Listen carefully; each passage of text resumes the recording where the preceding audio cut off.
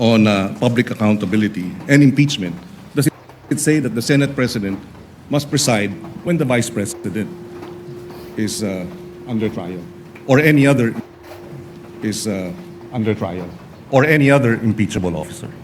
And precisely because of this, and precisely because the Constitution likewise allows Congress, not the impeachment court, Congress, to promulgate its own rules, which is what the Senate did in June 3. We proposed amendments to the rules under our rulemaking power, which, by the way, was subsequently ratified when we convened in a special session on June 17. The June 3 journal was ratified unanimously on June 17 when we had our special session. And in the June 3 minutes and the journal, further ratified on June 17. Therefore, it is considered regular. The presumption of regularity now comes into force. But having said that, Mr. President, the good gentleman from Taguig has brought this matter before the Supreme Court. And we agree with the point earlier raised by the Senate President. This matter should be either discussed in the Senate in plenary as a legislative body, or if he has questions which may in fact turn out to be valid, he has brought this matter before the Supreme Court. And therefore, this impeachment court is not the venue for this debate, Mr. President. If there is anyone who is out of order, with due respect, I think the proper process is the matter is pending before the Supreme Court. There is no temporary restraining order. There was a request for a status quo ante order. It was not granted. And therefore, the presumption of regularity behooves us as an impeachment court to proceed. And finally, Mr. President, allow me to reiterate, the point of order is improper.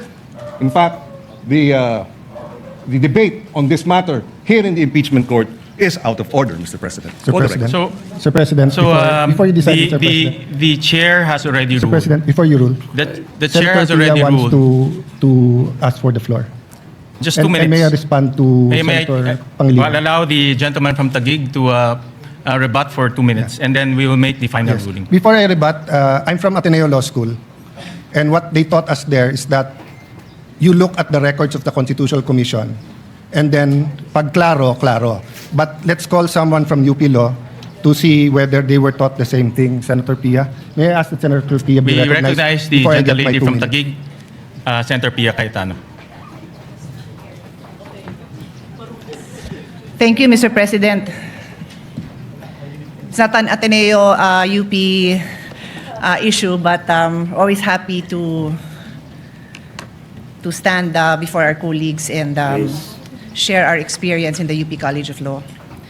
I was prepared to address this to all our members of the bar in the Senate, but since it is Senator Kiko, my schoolmate, my teammate actually in the UP Volleyball Varsity team who stood up, I'll also specifically address it to Senator Kiko. So, dear Senator Kiko and our colleagues in the majority, knowing that you have members in the majority that are lawyers, and for those who are not lawyers, you definitely have consultants who are lawyers.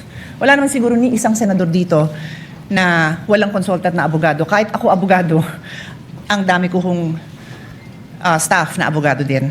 Why? Because these are legal issues. We need to talk to the experts. Kung pag-uusapan natin ng mental health, physical health ng Vice President, then of course we will not listen to lawyers. We will listen to doctors, di ba? So this is a legal issue. Let's hear what the lawyers have to say. But let me just quote, because I know the Senate President doesn't have time to call on all the lawyers. So if you ask your lawyers in your staff, I'm sure nag-abala sila to look at the constitutional records, to look at the journal. I'm sure. And if they did not, please take your cell phone now and text your staff. What does the constitutional journal, the records of the debate show? Sinabi na po ni Senator Alan Cayetano, you can question him, you can doubt him, ask your staff. May I ask you, dear colleagues, let's do our job well. The same way when you stand up and you tell me to do my job well and you disagree, I disagree with your point of view, I will listen intently to your point of view. And I'm looking at each one of you because this is our solemn duty. What does the Constitution say? Nakalagay doon, the Chief Justice, pag President. Silent nga po sa iba. So sabi ng iba, at yan ang sinasabi ng Senate President natin, na mukhang pwedeng iba. So we looked at what the constitutional framers said. What did they say? Nagdebate na po sila, colleagues. Nagdidebate tayo dito. Pag sinabi ng sponsor, ito na yung paliwanag, yung nag-i-interpolate at nagbibigay ng amendment, sinasabi niya, okay, yung pala paliwanag mo, okay na ako. No need to amend. Yun at yun din ang sinabi. Let's place ourselves in that position. Because that happens to us every day. Every day, somebody stands up and says, ano ibig sabihin nito? And the sponsor will explain. Pag hindi maliwanag, sasabihin nung nag-i-interpolate or nag-a-amend, ay, papa-amend ko kasi hindi maliwanag or I want to improve it.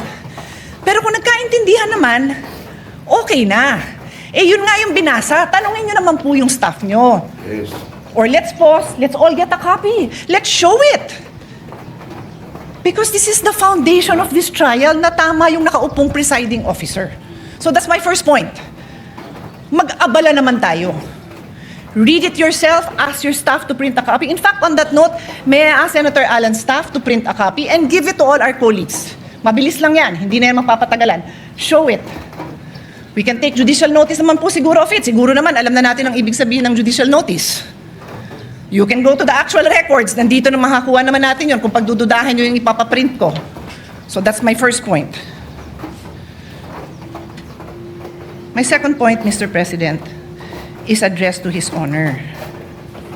If His Honor will insist that we have to call a regular session, we have to be in session to amend the impeachment rules, eh di tawagan niyo po ang Malacanang. Nagpa-special session naman po siya, di ba, with all due respect, to pass the National Orchid Law. To pass, what else? Ano, tatlo yun eh.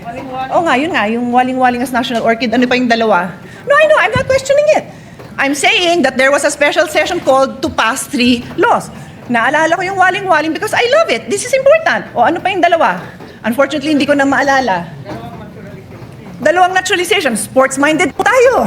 Love po natin yun. Nagkaroon ba ng laban between now and July para mag-special session tayo para doon? Hindi ko alam. But in any case, ito importante to, di ba? E di kung pa-i-insist nyo na yung impeachment amendment na yan kailangan gawin ng special session, eh, papatawag tayo ng special session. Mukha namang very supportive naman ang Malacanang sa majority. Di ho ba? Pero I take the position that we are in impeachment court. We are already in impeachment court. Therefore, the amendments must happen here. Medyo common sense din naman po yan. I rest my case. Yun lang po. But as soon as the copies come, I will give it to you. Colleagues, look at it. Huwag tayong majority-minority botohan. Ayusin natin yung pagboboto natin dahil pinapanood tayo at pinapaniwalaan tayo at umaasa sa atin ang taong bayan. Maraming salamat po.